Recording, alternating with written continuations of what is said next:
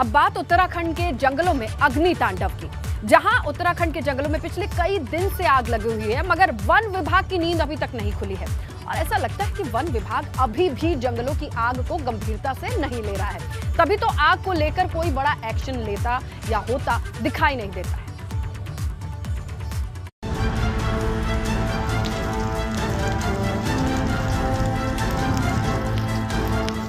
गर्मी बढ़ने के साथ ही उत्तराखंड के जंगल धू धू कर जलने लगे हैं। ये तस्वीर कर्णप्रयाग की है। देखिए जंगल कैसे जल रहा है। नारायण बगड़ रेंज के जंगलों में भीषण आग लगी हुई है। बांज और ब्रांच के पेड़ों को सबसे ज्यादा नुकसान हुआ है। कर्णप्रयाग ब्लॉक के किमौली गांव के पास जंगल धधक रहे हैं। ग्रामीण खुद आग को काबू करने की कोशिश कर रहे हैं, जिससे आप अंदाजा लगा सकते हैं कि वन विभाग किस लापरवाही के साथ काम कर रहा है। जंगल पिछले 10 दिनों से लगातार सुलग रहा है, मगर वन विभाग अब कहीं जाकर हरकत में आया। जंगलों में लगी आग को रोकने के लिए 7000 वन कर्मियों की ड्यूटी लगाई गई है, जबकि अगले आदेश तक अधिकारियों और कर्मचारियों की छुट्टियां रद्द कर दी गई हैं। 7000 लोग हमने डिफरेंट क्रूज स्टेशंस पे लगाए हुए हैं।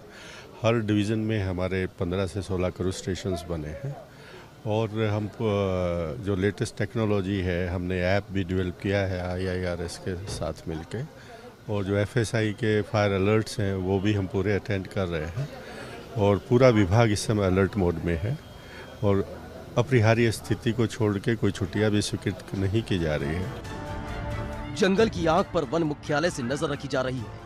गढ़वाल और कुमाऊं में आगजनी की 8 घटनाएं सामने आ चुकी हैं, जिसमें 4.75 हेक्टेयर वन क्षेत्र को नुकसान पहुंचा है। इस फायर सीजन में अब जंगल में आग लगने की 167 घटनाएं सामने आ चुकी हैं, जबकि 214 हेक्टेयर वन क्षेत्र को नुकसान पहुंचा है। इतना सब होने पर लगता नहीं है कि वन विभाग गंभीर है। देखिए अभी ये टेम्परेचर पे डिपेंड करेगा कि कितनी तेजी से गर्मी बढ़ती है।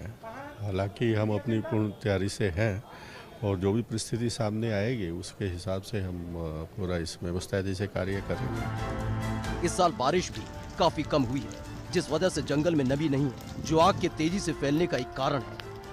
अगर यही हाल रहा तो आने वाले दिनों में जंगल में लगी आग और तेजी से फैल सकती है, जिस पर काबू पाना आसान नहीं होगा।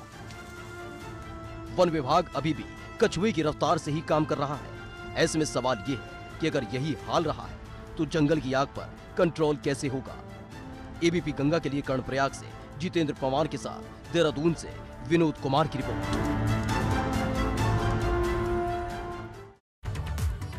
उत्तराखंड के जंगलों में लगने वाली आग पर नजर रखने के लिए forest survey of India one विभाग की मदद करेगा। इसके लिए सैटेलाइट की मदद से वन कर्मियों के लिए एक ऐप होगी और इसी ऐप के जरिए वनाग्नि का अलर्ट भेजा जाएगा।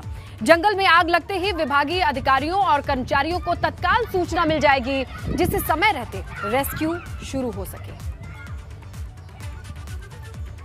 तो देखिए सैटेलाइट के जरिए नजर रखी जाएगी और ये ऐप तुरंत अलर्ट भेजेगा।